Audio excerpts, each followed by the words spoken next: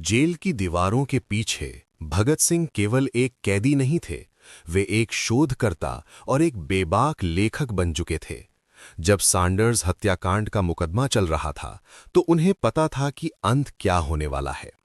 उन्होंने तय किया कि वे अपनी शहादत से पहले दुनिया के लिए एक वैचारिक वसीयत छोड़ जाएंगे। ये वो दौर था जब भगत सिंह ने अपने सबसे प्रभावशाली लेख लिखे। उनकी भाषा में कबीर की कड़वाहट थी, मार्क्स का तर्क था और एक देशभक्त की तड़प। मैं नास्तिक क्यों हूं? Why I am an atheist. ये उनका सबसे चर्चित और क्रांतिकारी लेख था। जेल में एक धार्मिक कैदी ने उन्हें अहंकारी कहा क्योंकि वे ईश्वर की प्रार्थना नहीं करते थे। इसके जवाब में भगत सिंह ने तर्क दिया कि वे किसी अहंकार के कारण नहीं बल्कि सत्य की खोज के कारण नास्तिक हैं। उन्होंने लिखा, जब एक इंसान अपने पैरों पर खड़ा होने की कोशिश करता है और यथार्थवादी बन जाता है तो उसे ईश्वर के नाम पर मिलने वाले काल्पनिक सहारे की जरूरत नहीं रहती। उन्होंने तर्क दिया कि अगर ईश्वर सर्वशक्तिमान और दयालु है तो दुनिया में इतनी गरीबी, भुखमरी और अन्याय क्यों है? उनके लिए विवेक ही सबसे बड़ा देवता था। भगत सिंह केवल अंग्रेजों को हटाना नहीं चाहते थे, उनके लेखों में बार बार एक चेतावनी मिलती थी, सावधान, अगर आज गोरे साहब चले गए और उनकी जगह भूरे साहबों ने ले ली तो आम आदमी की जिंदगी नहीं बदलेगी। वे चाहते थे कि खेतों का मालिक किसान हो और कारखानों का मालिक मजदूर। उनके लिए आज़ादी का मतलब था इंसान द्वारा इंसान के शोषण का अंत।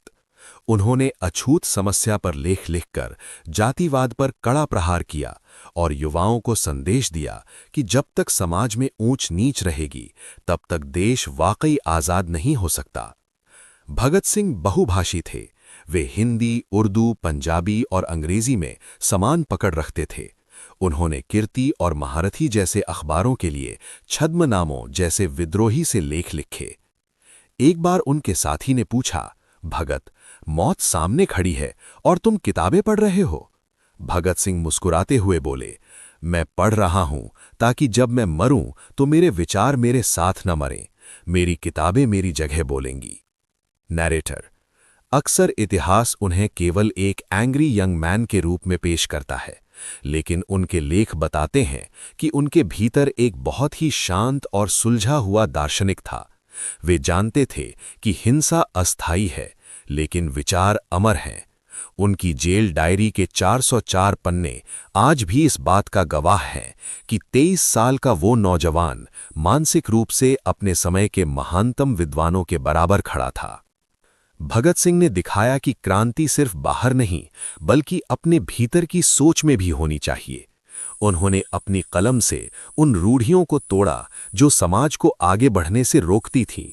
वे भारत को एक आधुनिक, तर्कशील और वैज्ञानिक राष्ट्र के रूप में देखना चाहते थे।